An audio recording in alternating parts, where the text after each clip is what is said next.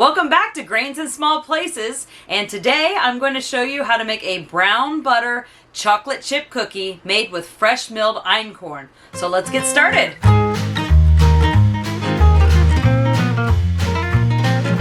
Okay, the first thing I'm going to do is get 2 sticks of butter, so 1 cup of butter, and put it into my pan.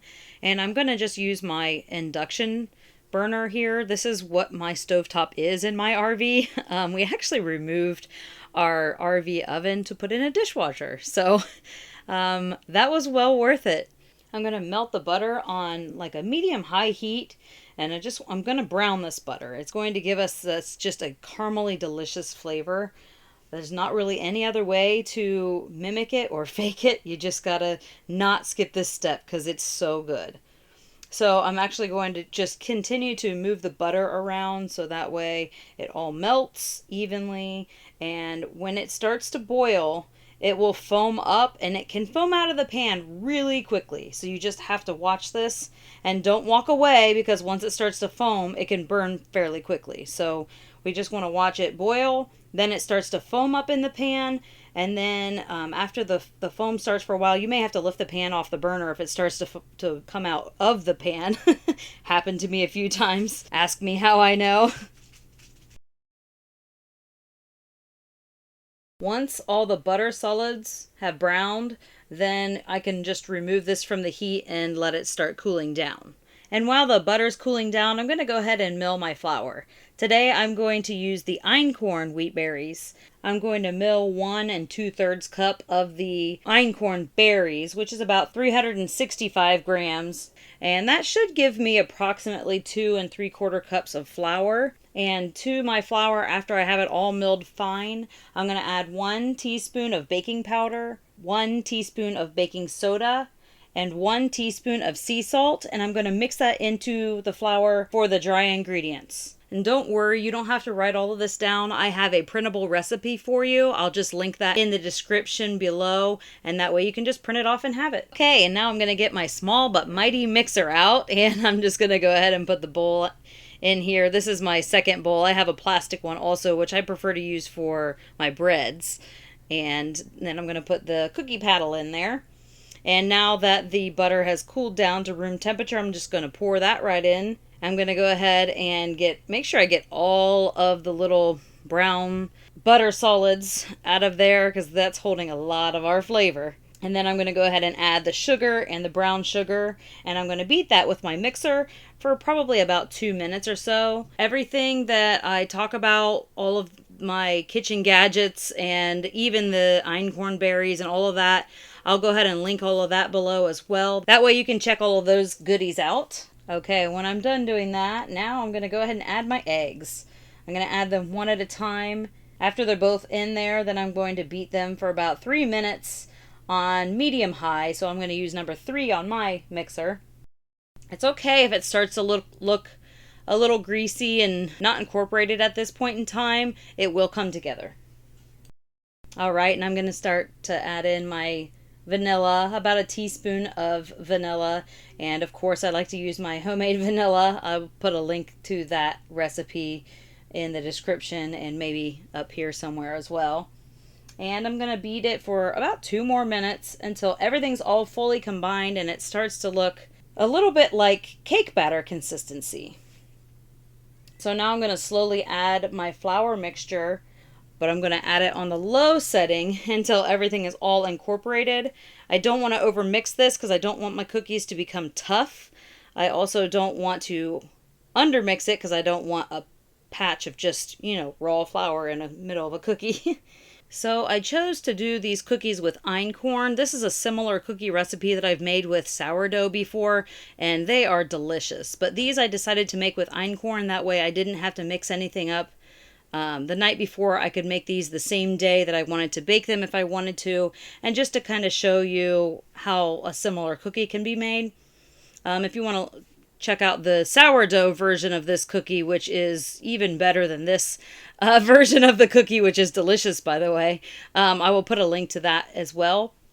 But the reason that einkorn is kind of special is because a lot of people have reported that even with a gluten sensitivity, they've been able to tolerate einkorn flour So I'm starting to add that in a little bit more recipes. That way I could be a little bit more gluten friendly. Now, if you have a true celiac disease where you are truly allergic to gluten or wheat, I would say to maybe use caution, probably not to do this, because if you have a true allergy, it probably still is not tolerable for you. But if you are just sensitive to it and it's not like a full-blown allergy, it might be nice to try some einkorn flour, especially freshly milled. I know that it comes pre-packaged. You can buy the flour already, but that has some of the nutrients removed. Most commercial flours have the bran and the germ removed, which is where pretty much all of the nutrients are in a wheat berry or a wheat kernel. So I highly recommend that you look into the fresh milled flour. I have a nice article written about like why you would want to use fresh milled flour. I could put a link to that in my description. I have that written on my blog at grainsinsmallplaces.net if you want to check that out. And then last, to add the chocolate chips. Now here you can get creative. You can use dark chocolate, you can use milk chocolate, you can use a mix of them, white chocolate, whatever you want. I went ahead and used semi-sweet chocolate chips today. My family really likes the dark chocolate, especially if I mix them in with some of the other flavors. But today we're going to be sharing these with some friends around the campground that we're in. So we're going to go ahead and just stick with this kind of more standard flavor preference of the semi-sweet chocolate chips. You could also add nuts or whatever mix-ins you want here. Leave a comment below if you want to see me try some other recipes with einkorn, and that way I can post those recipes for you as well. And then after you put in your mix-ins, you're going to want to let the dough just sit in the refrigerator for probably about 2 hours, just to let everything absorb, let everything to cool down, since we started with melted butter, and then we can go ahead and bake them. Alternatively, the other option, which is actually one of my favorite things to do, that way I always have cookies in my freezer ready to go. So what I will do at this stage is I will go ahead and scoop my cookies onto my lined baking sheet. I can scoop them really close together because I know that I'm not going to be baking them. They're not going to be spread out. I'm just going to put them on here so I could flash freeze them in my freezer, and probably only for like an hour or two in my freezer. Then I will take them out and I will put them in a freezer safe container. Usually I'll write like the baking instructions. That way my son or anyone can bake. If they want one cookie, they can bake one cookie. But sometimes my son will bake them when he has friends over. So you'll bake them at 350 degrees for about 12 minutes or so. If you're baking these not from frozen, you're going to bake them for 350 degrees for about 9 minutes. Don't worry, I'll have all this in the recipe for you as well. If you do choose the freezing method, they're usually good for about 4 months, maybe even a little bit longer in the freezer. And here's my favorite cookie scoop. I love this thing. I used to try to do everything by hand. It got so messy. And then I tried to use like 2 spoons, and I finally broke down and just got a cookie scoop, and I am so glad that I did. It has more than paid for itself. I do want to put a little note in here. I did buy some einkorn from Amazon about 6 months ago, and I was pretty unhappy with it. I got it, and for some reason it had just the strangest smell. I'm not sure if it was the package, if it was the Amazon facility, what it was.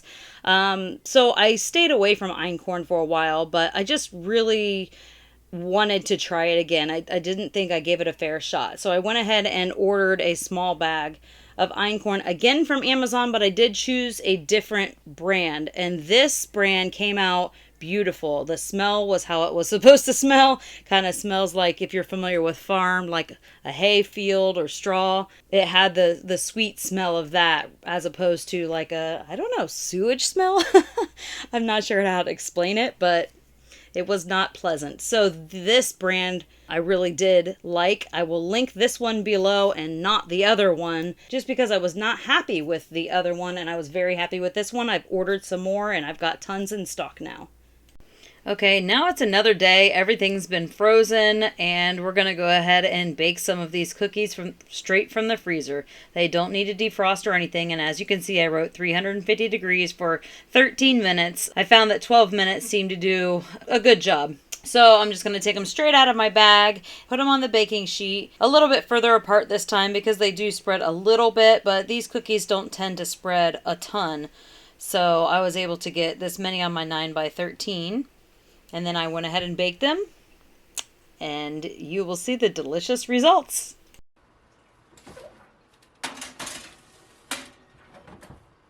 All right, and I'm just taking these out of the oven just to show you what they look like. And you notice they don't all flatten out on the cookie sheet and all melt together, which was a problem I used to have.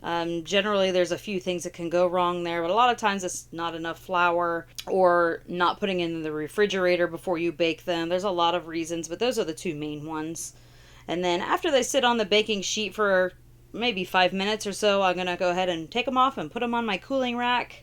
And that way they'll be ready to cool and ready to eat. And ready to share with friends. Thank you so much for spending time with me in my kitchen today as we bake these Einkorn brown butter chocolate chip cookies. Please give me a like and don't forget to subscribe so that you can find out what content I'm putting out next. Also, go check out my blog at grainsinsmallplaces.net for more recipes like this. So thanks for stopping by Grains and Small Places. Goodbye.